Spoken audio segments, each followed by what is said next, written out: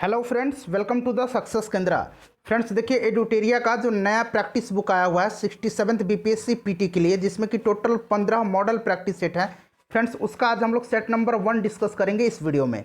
Friends यहाँ पर regular आपको 67th बीपीएससी के लिए वीडियोज उपलब्ध कराए जा रहे हैं। चैनल पर अगर आप पहली बार आए हैं तो चैनल को सब्सक्राइब कर लीजिएगा, साथ ही साथ बेल आइकन को यानी कि घंटे के निशान को जरूर दबा लीजिएगा, ताकि जब भी इसी तरह का कोई भी इंपॉर्टेंट वीडियो 67th बीपीएससी से रिगार्डिंग अपलोड किया जाए तो उसका नोटिफिकेशन सबसे पहले आपके पास पहुंच जाए। तो चलिए फ्रेंड्स, बिना देरी किए हुए आज का सेशन स्टार्ट करते हैं। और फ्रेंड्स प्लीज़ वीडियो को लाइक और शेयर जरूर कर दीजिएगा। तो फ्रेंड्स चलिए, आज का जो प्रैक्टिस सेट नंबर 1 है इसको हम लोग स्टार्ट करते हैं। आपको कोशिश करना है 5 से 7 सेकंड के बीच में आप अपना आंसर चुन लीजिएगा। उसके बाद जो भी करेक्ट आंसर होगा पूरी डिटेल में मैं आपको बता दूंगा। पहला प्रश्न पढ़िएगा फ्रेंड्स। पहला प्रश्न है कि संविधान के किस अनुच्छेद के तहत राष्ट्रपति को संसद का संयुक्त अधिवेशन बुलाने का अधिकार है। फ्रेंड्स ध्यान दीजिएगा, राइट आंसर इसका ऑप्शन नंबर बी हो जाएगा, अनुच्छेद 108।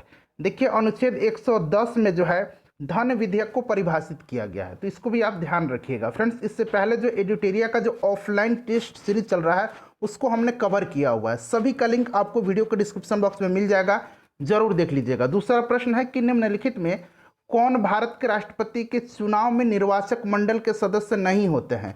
देखिए नहीं पूछा गया है। आपको याद होगा कि हमारा जो संविधान है उसका जो अनुच्छेद 52 है उसमें कहा गया है कि भारत का एक राष्ट्रपति होगा। ध्यान रखेंगे ये किस में कहा गया है, तो आर्टिकल 52 में कहा गया है। देखिए इसमें से राइट आंसर जो हो जाएगा ऑप्शन नंबर डी हो जाएगा। राज्य विधान परिषद के निर्वाचित सदस्य जो होते हैं राष्ट्रपति के चुनाव में निर्वाचक मंडल के सदस्य नहीं होते हैं। नेक्स्ट क्वेश्चन देखिएगा। और फ्रेंड्स प्लीज़ वीडियो को लाइक और शेयर जरूर कर दीजिएगा। देखिए अगर आप लोग सपोर्ट करेंगे, वीडियोस को लाइक करेंगे, शेयर करेंगे, तो मैं निश्चित रूप से आपके लिए लगातार वीडियो लेकर के आते रहूँगा। देखिए तीसरा प्रश्न है कि नीति निर्देशक तत्व के संबंध में गलत कथन को चुनना है। देखिए फ्रेंड्स राइट आंसर इसका ऑप्शन नंबर डी हो जाएगा। इन्हें लागू करने के लिए न्यायालय में ले जाया जा सकता है, ये गलत दिया गया है। देखिए फ्रेंड्स इसे न्यायालय में लागू नहीं किया जा सकता, यानी कि इससे वैधानिक शक्ति प्राप्त नहीं है।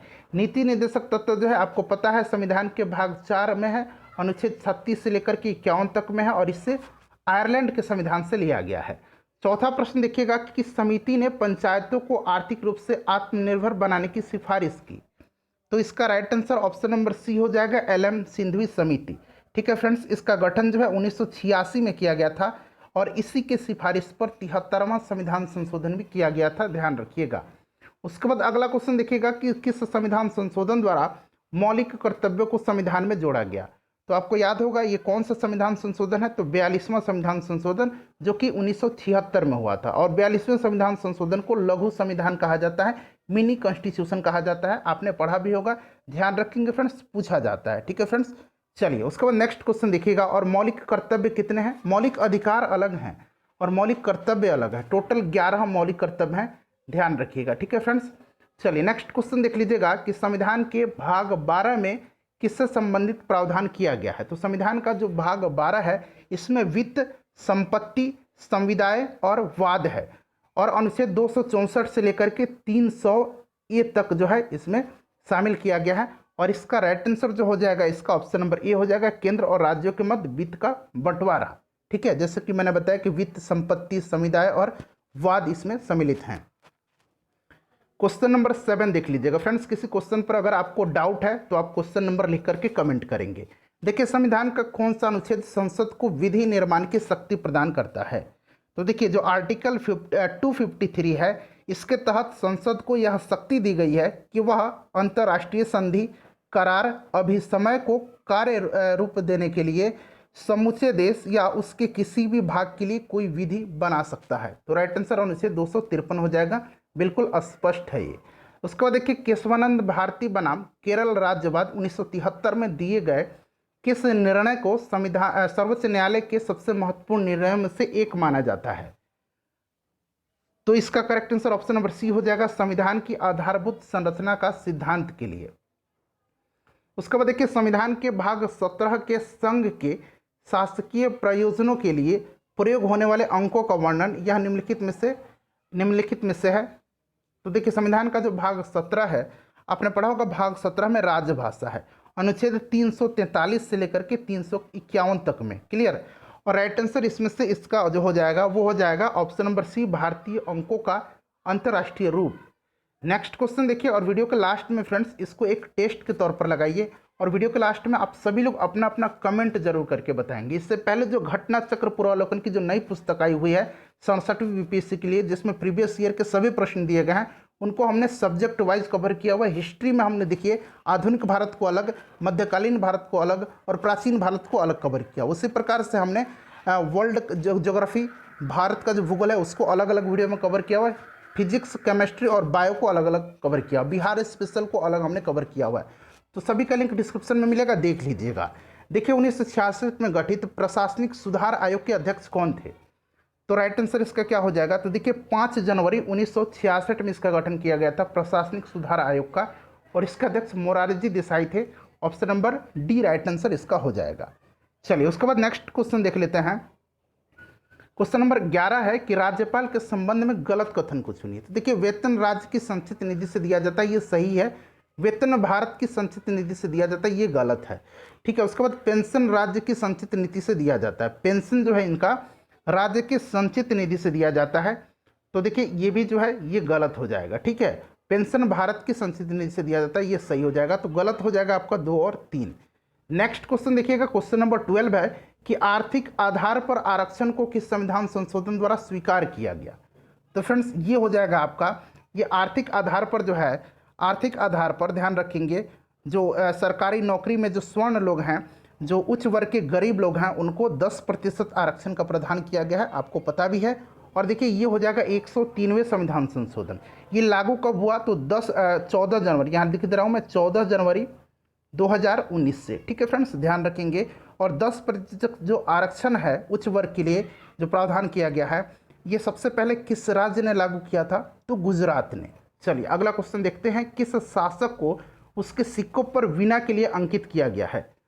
तो वीणा बजाते हुए अंकित किया गया है समुद्रगुप्त को। Option number A right answer हो जाएगा। ठीक है, समुद्रगुप्त को भारत का नेपोलियन कहा जाता है, ध्यान रखेंगे। वैदिक काल में आजीवन अविवाहित रहने वाली जो कन्याएं थीं उनको क्या कहा जाता था? तो फ्रेंड्स उनको कहा जाता था अमाजू। Option number B right answer हो जाएगा। फ्रेंड्स प्लीज़ वीडियो को लाइक और शेयर जरूर कर दीजिएगा। देखिए ताम्रपाषाणिक स्थलों में अनाज का सबसे बड़ा साक्ष्य जो है किस स्थल से प्राप्त हुआ है? तो फ्रेंड्स ये हुआ है नर्मदा टोली से। Option number C right answer हो जाएगा। और देखिए जो नर्मदा टोली है ये नर्मदा घाटी में मध्य प्रदेश में था। ठीक है, ध्यान रखेंगे। क्वेश्चन नंबर 16 देखिए कि 14वीं सदी पूर्व का बोगासबोई अभिलेख कहाँ से प्राप्त हुआ है? तो देखिए बोगासबोई अभिलेख जो है यह एशिया माइनर से प्राप्त हुआ है, और इससे वैदिक देवता जो थे मित्र, उसके बाद बात करें वरुण, इंद्र और नासत्य। ठीक है, नासत्य, इंद्र, उसके बाद वरुण, मित्र, इनके नाम मिलते हैं, ध्यान रखेंगे। चलिए उसके बाद देखिएगा कि निम्नलिखित में से किस शासक ने संपूर्ण श्रीलंका पर विजय प्राप्त की थी? तो संपूर्ण श्रीलंका पर विजय प्राप्त किया था राजेंद्र प्रथम ने। ठीक है फ्रेंड्स, और राजेंद्र प्रथम जो था इसने गंगईकोंड चोल की उपाधि धारण की थी महिपाल को पराजित करके। ठीक है, इसको भी ध्यान रखेंगे। चलिए उसके बाद देखिएगा कि भारत छोड़ो आंदोलन के संबंध में निम्नलिखित में से कौन सा कथन सही नहीं है? देखिए इसमें से सही नहीं पूछा गया है, तो देखिए सही जो नहीं होगा इसमें से ये हो जाएगा ब्रिटिश हुकूमत द्वारा ऑपरेशन 10 आवर चलाया गया था, ये गलत हो जाएगा। उसके बाद अगर बात करते हैं तो Hindu Mahasabha, communist party of India, Muslim League ने आंदोलन का समर्थन किया था, ये गलत दिया गया है। तो देखिए इसका राइट आंसर जो हो जाएगा 18 का, वो आपका ऑप्शन नंबर ई हो जाएगा। ठीक है, नेक्स्ट क्वेश्चन देख लीजिएगा, क्वेश्चन नंबर 19 है हमारा कि न्याय दर्शन के प्रवर्तक निम्नलिखित में से कौन है? अच्छा, दर्शन टोटल कितने हैं? 7 दर्शन है। इसमें पूछा गया है न्याय दर्शन के प्रवर्तक, तो न्याय दर्शन के प्रवर्तक जो हैं ये गौतम हो जाएंगे। उसके बाद ये कनाद जो थे फ्रेंड्स, ये पिछले बीपीएससी में पूछा गया था, ये जो है ये वैशेषिक दर्शन के प्रवर्तक हैं। ठीक है फ्रेंड्स, ध्यान रखेंगे वैशेषिक दर्शन के। और यहाँ पर देख रहे हैं फ्रेंड्स कपिल जो हैं ये सांख्य दर्शन के प्रवर्तक हैं। नेक्स्ट क्वेश्चन देखिएगा कि निम्नलिखित में से किस संगठन का नाम वर्ष 1885 में बदल करके भारतीय राष्ट्रीय कांग्रेस रखा गया? तो ये कौन सा संगठन है? तो फ्रेंड्स यह संगठन है भारतीय राष्ट्रीय संघ। इसकी स्थापना 1876 में सुरेंद्र नाथ बनर्जी और आनंद मोहन बोस के द्वारा किया गया था। उसके बाद देखिए सुभाष चंद्र बोस के बारे में निम्नलिखित में से गलत कथन का चयन कीजिए। तो देखिए इसमें से गलत कथन चुनना है, तो इसमें से जो गलत कथन हो जाएगा ये आपका हो जाएगा, इसमें से क्या हो जाएगा बताइए। तो राइट आंसर इसका जो हो जाएगा, जापान की सहायता से द फ्री इंडिया सेंटर का गठन किया गया था। द फ्री इंडिया सेंटर का गठन 1942 में सुभाष चंद्र बोस जी के द्वारा किया गया था और ये जर्मनी के सहयोग से किया गया था। तो यहाँ जापान दिया गया, तो ये गलत कथन दिया गया है। उसके बाद 22 नंबर देखिएगा कि मसस्त जागीर की शुरुआत किस मुगल शासक ने की थी। तो इसकी शुरुआत जो है ये औरंगजेब ने किया था। औरंगजेब को जिंदा पीर और आलमगीर के नाम से जाना जाता है, ध्यान रखिएगा। उसके बाद देखिए इब्ने बतूता किस सुल्तान के शासनकाल में भारत आया था।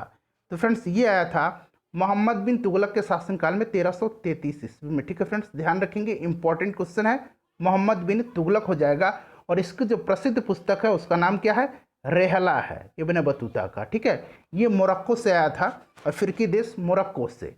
उसके बाद देखिए दिल्ली षड्यंत्र केस के नाम से प्रसिद्ध लॉर्ड हार्डिंग पर बम हमले में किसे फांसी दी गई थी।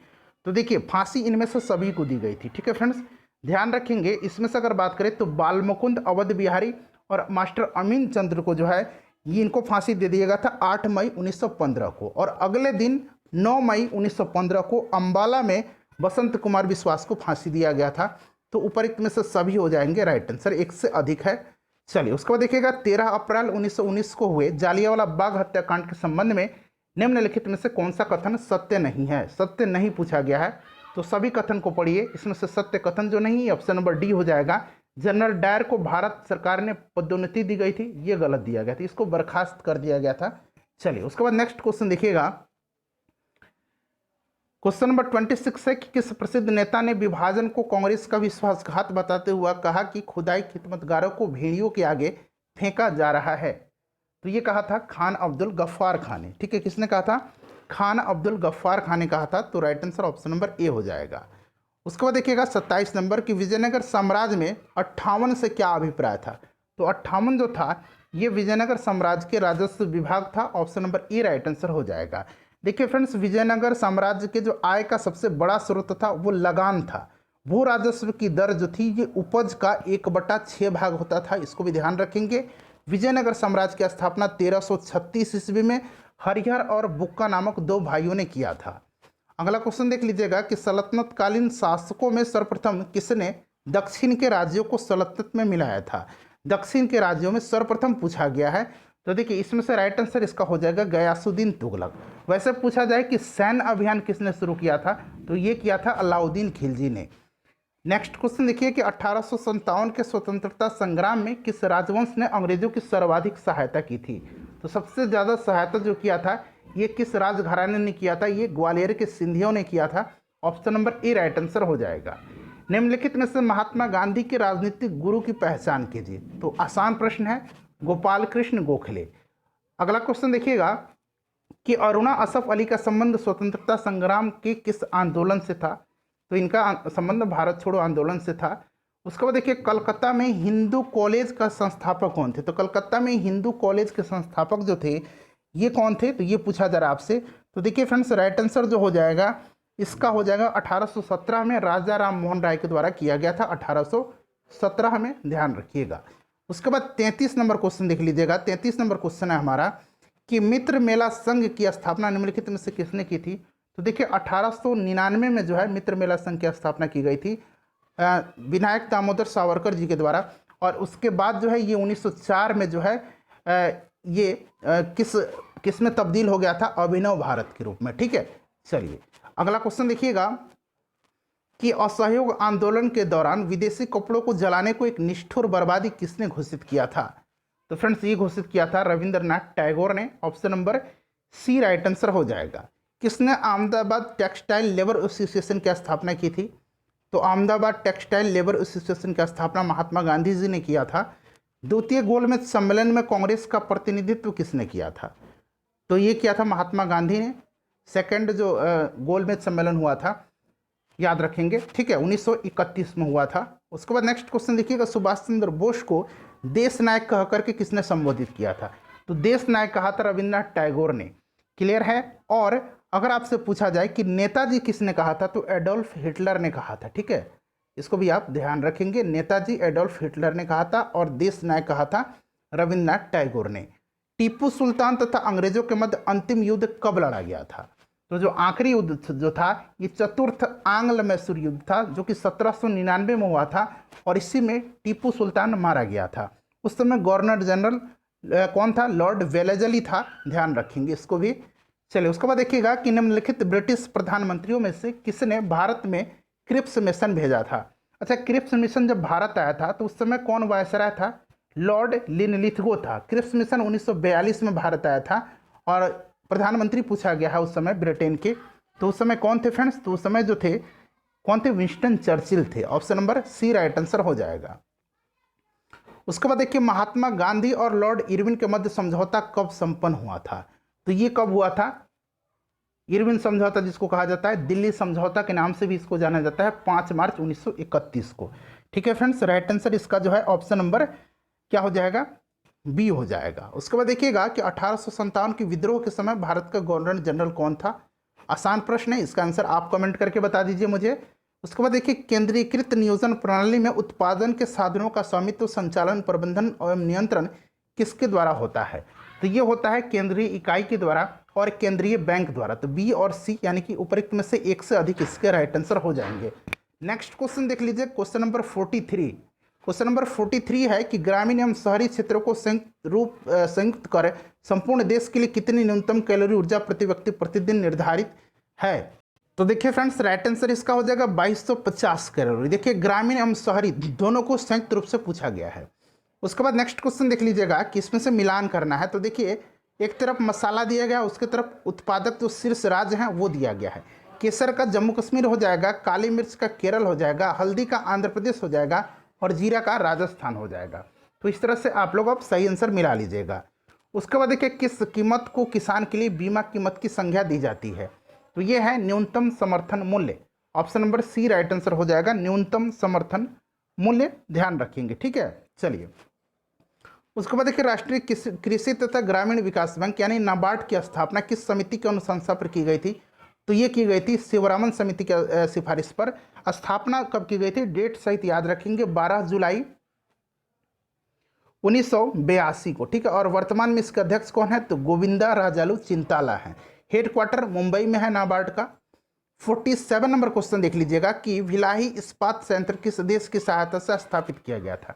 देखिए, मैं सभी बता देता हूं यहाँ पर। भिलाई इस्पात संयंत्र की स्थापना जो है ये किया गया था सोवियत संघ की सहायता से। तो ऑप्शन नंबर इसका ए राइट आंसर हो जाएगा। उसके बाद अगर हम बात करते हैं और, तो देखिए, दुर्गापुर में जो है वो ब्रिटेन की सहायता से, राउरकेला में जो है वो जर्मनी की सहायता से स्थापित किया गया था। ठीक है, उड़ीसा राउरकेला में जो है। उसके बाद देखिए, निम्नलिखित में से मुद्रा का निकट प्रतिस्थापन यानी कि सन्निकट मुद्रा कौन सा है? तो फ्रेंड्स, इसमें से ये बॉन्ड है, ऋण पत्र है और बॉन्ड भी है।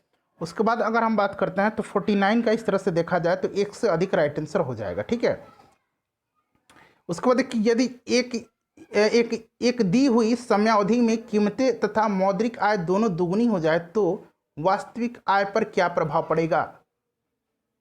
तो देखिए, वास्तविक आय अपरिवर्तित रहेगा। ऑप्शन नंबर सी इसका राइट आंसर हो जाएगा। नेक्स्ट क्वेश्चन है कि आर्थिक सर्वेक्षण 2020-21 के अनुसार देश के किस राज्य में सबसे अधिक गरीबी है? तो गरीबी दर जो है सबसे अधिक कहाँ है? ये छत्तीसगढ़ में है। इंपॉर्टेंट है, ध्यान रखिएगा इसको। उसके बाद देखिए, निम्नलिखित में से कौन सी एक उष्णकटिबंधीय सवाना प्रदेश की जलवायु क्षेत्र की मुख्य विशेषता है? तो इसमें से मुख्य विशेषता जो है ये आपको बताना है। तो देखिए, राइट आंसर इसका हो जाएगा निश्चित शुष्क तथा आर्द्र ऋतु। ऑप्शन नंबर डी हो जाएगा इसका। निम्नलिखित में से किस राज्य की सीमा बांग्लादेश से नहीं मिलती है? तो बांग्लादेश से देखिए पश्चिम बंगाल, त्रिपुरा, असम, मिजोरम और मेघालय की सीमा लगती है, मणिपुर की सीमा नहीं लगती है, ध्यान रखेंगे। 54 नंबर देख लीजिएगा कि इसमें से विचार करना है और राइट आंसर नीचे से चुन करके बताना है कि उपरोक्त भौगोलिक विशेषताएं निम्नलिखित में से किस क्षेत्र की विशिष्ट विशेषताएं हैं। तो देखिए, पूरा ऑप्शन अब आपको दिख रहा है। तो इसमें से अगर हम बात करते हैं तो राइट आंसर इसका हो जाएगा गर्म और शुष्क जलवायु, हल्की और गीली सर्दी और सदाबहार ओक के पेड़, ये भूमध्य सागरीय जो क्षेत्र है इसकी विशेषताएं हैं। नेक्स्ट क्वेश्चन देखिए कि निम्नलिखित में से कौन सा सही सुमेलित नहीं है? तो देखिए, बाड़ालाचा हिमाचल प्रदेश, शिवकिला हिमाचल प्रदेश, मानादरा जो है ये सिक्किम नहीं है, मानादरा उत्तराखंड में हो जाएगा, जेलेचपा सिक्किम। तो ये सुमेलित नहीं है, आपको ऑप्शन नंबर सी हो जाएगा। नामचा पर्वत हिमालय के किस श्रेणी में स्थित है? तो ये है हिमाद्री या बृहत हिमालय। ऑप्शन नंबर बी इसका राइट आंसर हो जाएगा। उसके बाद देखिए पटना के समीप गंगा नदी में किस दिशा से आकर के गंडक नदी मिलती है? तो गंडक नदी जो है उत्तर से आकर के मिलती है। ऑप्शन नंबर सी हो जाएगा। नदियों की विसर्प वाहिका जो गोखुर झील के रूप में पाई जाती है क्या कहलाती है? तो फ्रेंड्स इसको कहा जाता है मन कहा जाता है, माफ करेंगे, इसको मन कहा जाता है। Option number C right answer हो जाएगा। बिहार में टाल क्षेत्र का विस्तार कहाँ से कहाँ तक है? तो टाल क्षेत्र का विस्तार जो है ये है आपका पटना से मोकामा तक। उसके बाद देखिए चंदन का मैदान बिहार के किस भाग में स्थित है? ये हो जाएगा दक्षिण पूर्व बिहार में। नेक्स्ट क्वेश्चन देख लीजिएगा 61 नंबर कह रहा है कि मरुधान किसे कहा जाता है? तो मरुधान रेगिस्तान में हरियाली व जल वाला क्षेत्र होता है। तो option number C right answer इसका हो जाएगा। उसके बाद देखिए दामोदर घाटी निगम की स्थापना कब हुई थी? तो दामोदर घाटी निगम की स्थापना जो है 7 जुलाई 1948 को हुई थी। उसके बाद देखिए निम्नांकित घास के मैदानों में से कौन सा सुमेलित है? सुमेलित पूछा गया है। कंपोज जो है ये ब्राजील में नहीं है, ये कहाँ पर है? अर्जेंटीना में है। तो ये गलत हो गया। पंपास चिली में है, ये भी गलत हो जाएगा। लानोस जो है ये वेनेजुएला में सही है। सेल्वास जो है ये हो जाएगा अमेजन बेसिन। तो पूछा गया इसमें से कौन सा सुमेलित है? तो ये अमेजन बेसिन हो जाएगा। तो इसमें से अगर हम राइट आंसर की बात करें तो ये हो जाएगा आपका ऑप्शन नंबर सी हो जाएगा। ठीक है, चलिए उसके बाद नेक्स्ट क्वेश्चन देख लीजिएगा। अगला क्वेश्चन है हमारा कि हेलसिंकी किस यूरोपीय देश की राजधानी है? तो हेलसिंकी जो है ये हो जाएगा आपका फिनलैंड की राजधानी। Option number C right answer हो जाएगा। नेक्स्ट क्वेश्चन देखिए निम्न में से कौन सी ठंडी जलधारा नहीं है? तो इसमें से जो ठंडी जलधारा नहीं है वो है अग्लुहास। अग्लुहास जो है फ्रेंड्स, यह अग्लुहास जो है यह हिंद महासागर की गर्म जलधारा है। कनारी जो है, कनारी यह अटलांटिक महासागर की ठंडी जलधारा है। हम्बोल्ट जो है यह प्रशांत महासागर की ठंडी जलधारा है। और ओयासियो जो है यह प्रशांत महासागर की ठंडी जलधारा है। नेक्स्ट क्वेश्चन देखिए आयतन की दृष्टि से साफ पानी की सबसे बड़ी झील, यहाँ आयतन की दृष्टि से पूछा गया है तो ये बैकाल झील हो जाएगा। उसके बाद देखिए टोरस जल डमरू मध्य जो है किन द्वीपों के मध्य स्थित है? तो ये हो जाएगा ऑस्ट्रेलिया और पपुआ न्यू गिनी। यहाँ पर देख रहे हैं इंडोनेशिया और मलेशिया के मध्य जो है ये मलक्का जल संधि है। ठीक है, नेक्स्ट क्वेश्चन देखिएगा वर्तमान में हीरे का सर्वाधिक उत्पादन किस देश में किया जाता है? तो ये हो जाएगा आपको सर्वाधिक उत्पादन पूछा जा रहा है तो ये रूस हो जाएगा। उसके बाद देखिए किसी भी देश के घरेलू सीमा में निम्नलिखित में से किसको शामिल नहीं किया जाता है? तो बताइए किसको शामिल नहीं किया जाता है? तो ये किया जाता है किसी देश में स्थित अंतर्राष्ट्रीय संस्थानों के कार्यालय को। ऑप्शन नंबर इसका डी राइट आंसर हो जाएगा। ठीक है, चलिए उसके बाद 69 के बाद देखिएगा 70 नंबर क्वेश्चन कि दिसंबर 2020 में जारी भारत में तेंदुओं की स्थिति 2018 रिपोर्ट के अनुसार भारत के किस राज्य में तेंदुओं की संख्या सर्वाधिक है? तो सर्वाधिक संख्या की बात करें तो सर्वाधिक हो जाएगा मध्य प्रदेश में, दूसरे स्थान पर कर्नाटक हो जाएगा, तीसरे स्थान पर महाराष्ट्र हो जाएगा। उसके बाद देखिएगा कि भारत के किस शहर में एशिया का पहला राष्ट्रीय डॉल्फिन अनुसंधान केंद्र स्थापित किया जा रहा है? तो ये किया जा रहा है पटना शहर में। उसके बाद देखिए संस्कृति मंत्रालय ने हर साल सुभाष चंद्र बोस की जयंती को किस दिवस के रूप में मनाने की घोषणा की है? तो फ्रेंड्स ये प्रत्येक वर्ष 23 जनवरी के दिन अब मनाए जाने का ऐलान किया गया है पराक्रम दिवस। 23 जनवरी के दिन 23 जनवरी ध्यान रखेंगे। उसके बाद देखिए यूएन रिपोर्ट 2021 के अनुसार विश्व के विभिन्न देशों में रह रहे प्रवासी भारतीयों की संख्या किस देश में सर्वाधिक है? तो सबसे ज़्यादा जो है यह है संयुक्त अरब अमीरात में।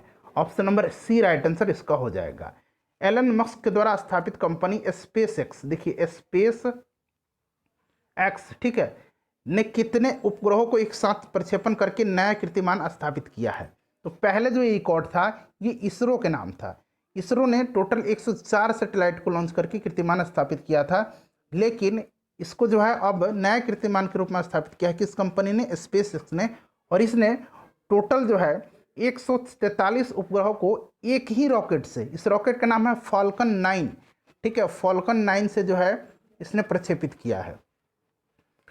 देखिए व्यक्तिगत रूप से लगातार 2 ओलंपिक खेलों में मेडल जीतने वाली यानी कि पदक जीतने वाली भारत की पहली महिला खिलाड़ी हाल ही में कौन बनी है?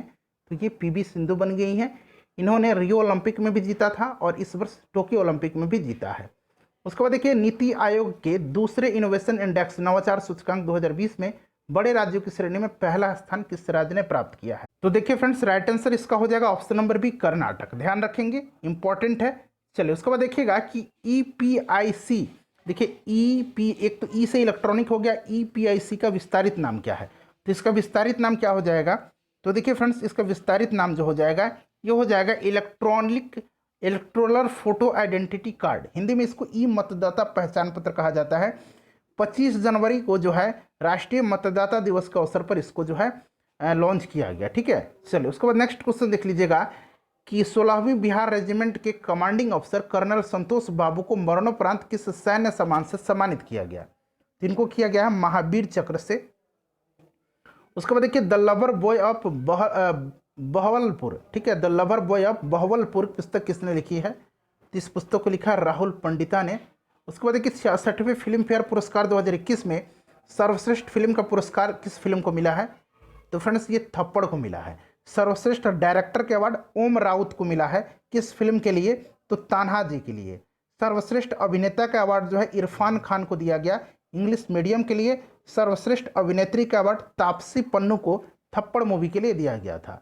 हाल ही में भारत के 48वें मुख्य न्यायाधीश कौन बने हैं? तो ये बने हैं NV रमन्ना। उसके बाद देखिएगा अमृत महोत्सव के संदर्भ में निम्नलिखित कथनों पर विचार करें और इसमें से असत्य कथन आपको चुनना है। तो देखिए फ्रेंड्स, असत्य कथन देखिएगा, चारों ऑप्शन आपको दिख रहा है, इसमें से सभी के सभी जो कथन है सत्य दिए गए हैं। तो ऑप्शन नंबर ई राइट आंसर इसका हो जाएगा। स्टॉकहोम इंटरनेशनल पीस इंस्टीट्यूट, जिसको सिपरी कहा जाता है, ठीक है, इसके द्वारा जारी वर्ष 2021 के वार्षिक रिपोर्ट के अनुसार हथियारों की खरीद आयात के मामले में विश्व में भारत का कौन सा स्थान है? तो भारत का दूसरा स्थान है, पहले स्थान पर सऊदी अरब है। अगला क्वेश्चन देखिएगा कि भारत के प्रधानमंत्री नरेंद्र मोदी और स्वीडन के प्रधानमंत्री के बीच 5 मार्च 2021 को आभासी शिखर वार्ता संपन्न हुई थी। उस समय स्वीडन के प्रधानमंत्री कौन थे? तो देखिए उस समय जो प्रधानमंत्री थे स्वीडन के, वो कौन थे? तो फ्रेंड्स उस समय जो थे ये थे आपके स्टीफन लोफ्वेन। और देखिए हाल ही में, कल ही परसों की बात है, कि स्वीडन की जो पहली महिला प्रधानमंत्री बनी थी, उनका नाम है मागदालेना। यहाँ मैं लिख देता हूँ उनका नाम, मागदालेना आंदरजोन, ठीक है, आंदरजोन।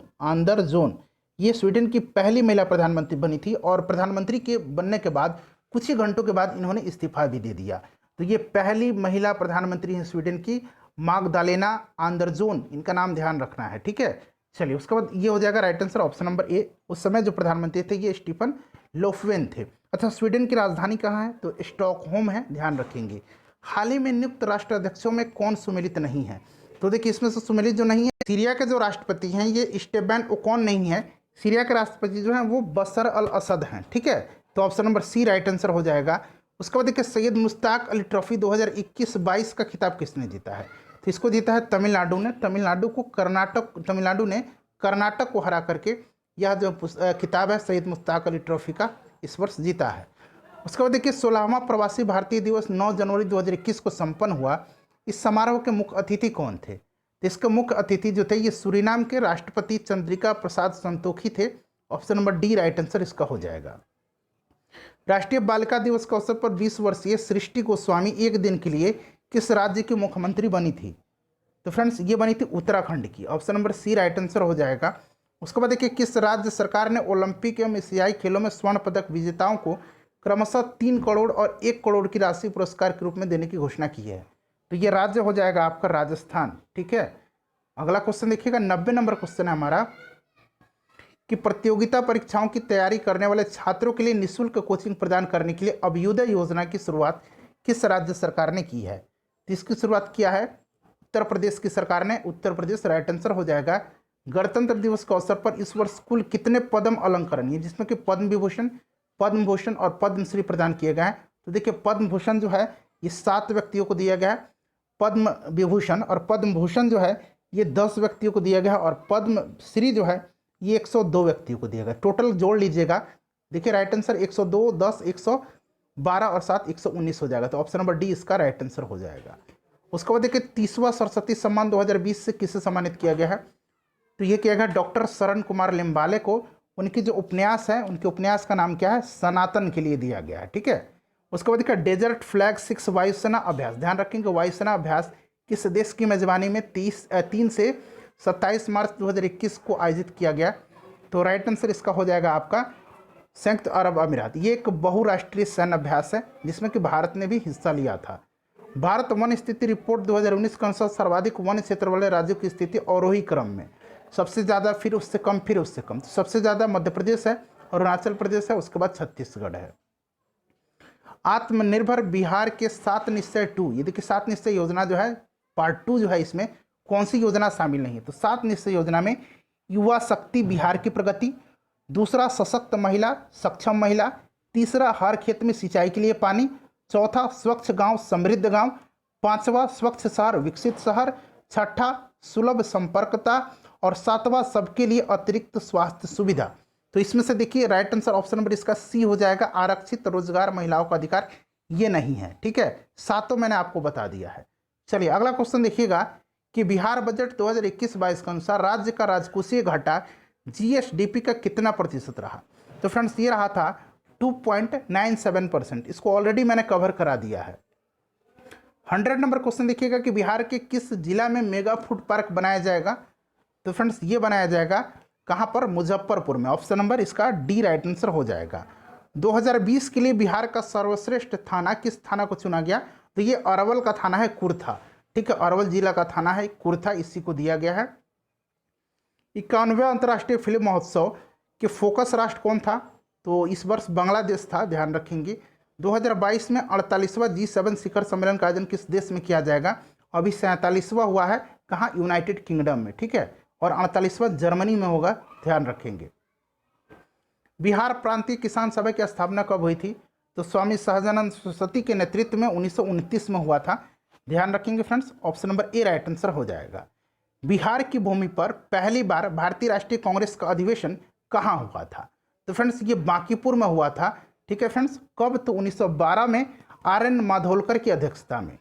चंपारण में कृषि की स्थिति की जांच करने के लिए बनी चंपारण एग्रेरियन समिति का अध्यक्ष कौन थे? तो चंपारण एग्रेरियन समिति के अध्यक्ष कौन थे? तो FG स्लाई थे। Option number D right answer इसका हो जाएगा। 104 नंबर देखिए, प्राचीन मगध महाजनपद में कौन सा आधुनिक क्षेत्र शामिल नहीं था? तो इसमें आधुनिक क्षेत्र में जो शामिल नहीं था वो आपका हो जाएगा मुजफ्फरपुर। 104 के बाद 105 नंबर देखिए, बिहार में नवपाषाण युग के अवशेष किस या किन स्थानों से प्राप्त हुए हैं? तो ये चिरांद से और चेचर से प्राप्त हुए हैं। एक से अधिक राइट आंसर इसका हो जाएगा। शेर शाह ने पटना को कब बिहार की राजधानी बनाया था? तो पटना को राजधानी बनाया था इसने कब? तो ये बनाया था 1541 में, ध्यान रखेंगे। तुगलक काल में बिहार की राजधानी कहाँ थी? तुगलक काल में बिहार की राजधानी बिहार शरीफ में थी। वर्तमान पटना कॉलेज किस यूरोपीय कंपनी की फैक्ट्री थी? बताइए। तो ये था डच। ठीक है, option number C right answer इसका हो जाएगा। उसके बाद देखिएगा कि प्रसिद्ध नर्तकी आम्रपाली, जिसका जो प्रेम प्रसंग अजातशत्रु के साथ था, वो किस नगर की थी? तो ये वैशाली की थी। Option number D right answer हो जाएगा। देखिए किस प्राचीन ग्रंथ में पहली बार वर्तमान बिहार के भौगोलिक क्षेत्र की चर्चा की गई है? बहुत ही इंपॉर्टेंट क्वेश्चन है, इसको ध्यान रखेंगे। शतपथ ब्राह्मण। ठीक है, चलिए कीकट शब्द का प्रयोग जो है ये कहाँ किया गया है? ऋग्वेद में किया गया है बिहार के लिए। उसके बाद देखिए जब प्रकाश एक से दूसरे माध्यम में प्रवेश करती है तो उसके तरंग दर पर क्या प्रभाव पड़ता है? तो देखिए फ्रेंड्स राइट आंसर तरंग दर जो है परिवर्तित हो जाती है, आवृत्ति समान रहती है इसकी। उसके बाद देखिए दिए गए विकल्पों में से मिलान सही नहीं है किसका? तो देखिए इसमें से सही मिलान नहीं पूछा गया है।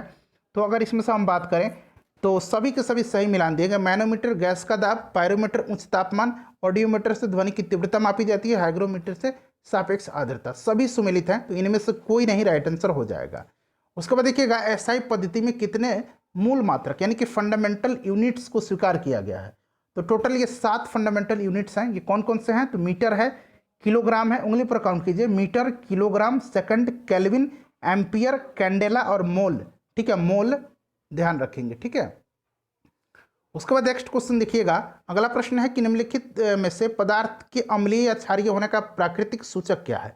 तो इसमें से प्राकृतिक सूचक जो हो जाएगा फ्रेंड्स वो आपका क्या हो जाएगा? वो आपका हो जाएगा लिटमस भी है, हल्दी भी है, लौंग भी है और वनीला भी है। तो सभी हो जाएगा 1, 2, 3 और 4। फाइबर ऑप्टिक्स जो है यह किस सिद्धांत पर कार्य करता है? तो ये प्रकाश के संपूर्ण आंतरिक परावर्तन हो जाएगा। देखिए आंतरिक परावर्तन यहाँ पर ऑप्शन नंबर सी में दिया गया है। बर्तनों को चमकीला बनाने के लिए उपयोग में लाया जाने वाला पदार्थ निम्नलिखित में से कौन सा है? तो ये हो जाएगा जिंक ऑक्साइड। उसके बाद देखिए मेढक के संबंध में निम्नलिखित में से असत्य कथन कौन सा है? तो देखिए इसमें से असत्य कथन जो है ये ऑप्शन नंबर सी हो जाएगा। कायांतरण में आंत बड़ी हो जाती है, ये गलत दिया गया है। उसके बाद देखिए निम्नलिखित में से कौन सी रसायन मच्छर भगाने वाली दवाओं में सक्रिय रूप से पाई जाती है। ये प्रश्न ऑलरेडी आपने कवर कर लिया होगा, एलिथ्रिन है। एक कार्बन क्रेडिट का मान कितना होता है, तो कार्बन क्रेडिट का मान जो है ये 1000 किलोग्राम CO2 होता है। मानव शरीर के भार का कुल कितना हिस्सा ऑक्सीजन होता है, तो कुल जो होता है फ्रेंड्स ये 65% होता है। नेक्स्ट क्वेश्चन देखिएगा, 121 नंबर क्वेश्चन है कि निम्नलिखित में से कौन सा सुमेलित नहीं है। तो इसमें से देखिए सुमेलित जो नहीं है, ये गैल्वेनीकरण में तांबा का इस्तेमाल नहीं होता है, जिंक का इस्तेमाल किया जाता है, तो ये गलत दिया गया है। उसके बाद देख लीजिएगा कि फास्फोरस का कौन सा अपरूप अंधेरे एवं वायु में रखने पर स्वतः जल उठता है, तो फ्रेंड्स यह है श्वेत फास्फोरस। ठीक है, श्वेत फास्फोरस ध्यान रखेंगे। निम्नलिखित में से किसकी मात्रा जो है अम्ल वर्षा में सबसे अधिक होती है, तो ये होती है H2SO4 की। तो ऑप्शन नंबर बी इसका राइट आंसर हो जाएगा। देखिए चूहा मारने की दवा में किस रसायन का प्रयोग मुख्य रूप से किया जाता है, तो फिर बताइए। तो देखिए इसमें किया जाता है आपका जिंक फॉस्फाइड का और पोटेशियम साइनाइड का, तो एक से अधिक राइट आंसर इसका हो जाएगा। सांस लेने एवं छोड़ने की क्रिया के दौरान कौन सी गैस की मात्रा जो है प्रभावित नहीं होती है, तो ये नाइट्रोजन गैस हो जाएगा।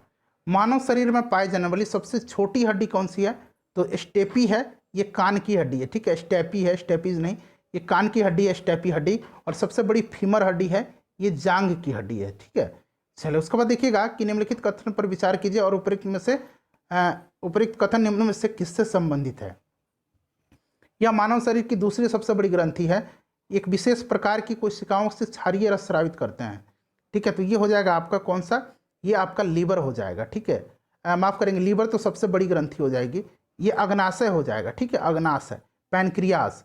अगला क्वेश्चन देख लीजिएगा 128 नंबर कि निम्नलिखित तत्वों में से पृथ्वी पर सबसे भारी प्राकृतिक तत्व कौन सा है, तो ये आपका हो जाएगा यूरेनियम। निम्नलिखित में से कौन तना का उदाहरण नहीं है, तना का उदाहरण इसमें से शकरकंद नहीं है। शकरकंद जो है ये जड़ का एग्जाम्पल है। ठीक है, 129 का ऑप्शन नंबर सी हो जाएगा। उसके बाद देखिए अभावजन्य रोग किससे कहते हैं, तो देखिए पोषक तत्वों की कमी के कारण जो रोग होते हैं उन्हीं को अभावजन्य रोग कहा जाता है। मलेरिया से प्रभावित होने वाले अंग कौन से हैं, तो ये आपका कौन सा अंग है बताइए, तो ये हो जाएगा आपका प्लीहा और आरबीसी। तो देखिए प्लीहा दिया गया, आरबीसी भी प्रभावित होता है, ध्यान रखेंगे फ्रेंड्स। और ये जो होता है प्लाज्मोडियम नामक परजीवी से होता है मलेरिया, और इसका वाहक जो होता है वाहक मच्छर मादा एनाफिलीज होता है। उसके बाद देखिए वस्त्र निर्माण में प्रयोग में लाए जाने वाले ऐसे पदार्थ जिनका स्रोत पादप नहीं होता, पादप नहीं होता है, क्या कहलाते हैं, तो ये कहलाते हैं संश्लिष्ट तंतु। ठीक है, ऑप्शन नंबर ए इसका राइट आंसर हो जाएगा। निम्नलिखित में से कौन सा अनुवांशिक रोग नहीं है, अनुवांशिक रोग जो है इनमें से नहीं है डेमेंशिया। देखिए डेमेंशिया जो है फ्रेंड्स यह एक प्रकार का मस्तिष्क रोग है, अल्जाइमर आपने सुना होगा। ठीक है, चलिए नेक्स्ट क्वेश्चन देखिएगा। बाकी हीमोफीलिया, वर्णांता और टर्नर सिंड्रोम जो है ये अनुवांशिक रोग हैं। हमारे शरीर को मुख्य रूप से ऊर्जा प्रदान करता है, तो ये आपका कार्बोहाइड्रेट है। कैंसर के उपचार के लिए किस रेडियोधर्मी समस्थानिक का उपयोग किया जाता है, तो ये हो जाएगा आपका कोबाल्ट 60 का भी उपयोग किया जाता है। उसके बाद अगर हम बात करते हैं तो सोडियम 24 भी किया जाता है। तो इस तरह से देखिए एक से अधिक इसका राइट आंसर हो जाएगा। ठीक है, चलिए नेक्स्ट क्वेश्चन देख लीजिएगा 136 नंबर की भीड़ नियंत्रण हेतु प्रयोग में लाई जाने वाली अश्रु गैस में कौन सी गैस होती है, तो ये अमोनिया गैस होती है। ठीक है, देखिए शरीर में अतिरिक्त ग्लूकोज ग्लाइकोजन के रूप में कहाँ भंडारित होता है, तो ये लीवर में होता है, यकृत में। विटामिन ए की कमी से निम्नलिखित में से कौन सा रोग नहीं होता है, विटामिन ए की कमी से रतौंधी होता है और जीरोप्लेथेलेमिया होता है, रिकेट्स और स्कर्वी नहीं होते हैं। तो ऑप्शन नंबर ई राइट आंसर हो जाएगा, एक से अधिक। उसके बाद देखिए H9N2 इन्फ्लुएंजा वायरस के कारण निम्नलिखित में से कौन सा रोग होता है, तो ये भी हाल ही में सुर्खियों में रहा था, ये होता है बर्ड फ्लू। उसके बाद देखिए द पॉलिटिक्स पुस्तक के लेखक कौन है, द पॉलिटिक्स पुस्तक के लेखक कौन है, बहुत ही प्राचीन पुस्तक है, इसका आंसर आप कमेंट करके बताइएगा। आप सभी लोग अपना अपना स्कोर जरूर कमेंट करके बता दीजिएगा। मैथ का मैं सिर्फ यहाँ पर आपको आंसर बताते चलूँगा, ऑप्शन नंबर ए हो जाएगा शून्य। उसके बाद 42 का 142 का 2700 हो जाएगा। उसके बाद देखिएगा 143 का, हाँ देखिए यहाँ पर 143 का है, 143 का आपका हो जाएगा, ये ऑप्शन नंबर ए हो जाएगा। उसके बाद 144 का जो है आपका हो जाएगा इसमें 9 दिन। उसके बाद देखिएगा 144 के बाद 145 जो है इसका क्या हो जाएगा, इसका हो जाएगा 26,620 हो जाएगा। उसके बाद देखिएगा 146 का, तो इसका हो जाएगा आपका 48 हो जाएगा। उसके बाद देख लीजिएगा 147 का जो है ये आपका 3 हो जाएगा। 148 का जो है 148 का 58 हो जाएगा। उसके बाद देखिए 148 के बाद यहाँ पर देखिए 149 का जो है 149 का करेक्ट आंसर 26 हो जाएगा। और फ्रेंड्स लास्ट क्वेश्चन है 150, इसका जो करेक्ट आंसर हो जाएगा ये हाफ हो जाएगा। अपना स्कोर कमेंट करके बता दीजिएगा। वीडियो को प्लीज़ लाइक और शेयर ज़रूर कर दीजिएगा।